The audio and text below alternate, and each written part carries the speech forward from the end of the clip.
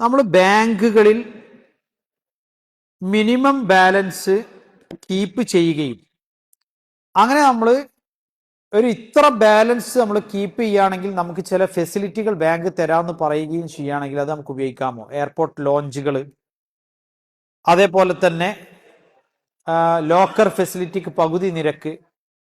മുമ്പ് നമ്മൾ പറഞ്ഞിട്ടുള്ളതാണ്, ബാങ്കിൽ പണം നിക്ഷേപിക്കുന്നതിന്റെ ഭാഗമായി നമുക്ക് ലഭിക്കുന്ന ബാങ്ക് തരുന്ന ആനുകൂല്യങ്ങൾ നമുക്ക് അനുവദനീയമല്ല.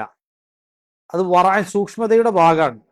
കാരണം എന്താ, ബാങ്ക് ഈ പണം പലിശക്കാണ് ഉപയോഗിക്കുന്നത്, പലിശ കൊടുക്കാനാണ് ഉപയോഗിക്കുന്നത്.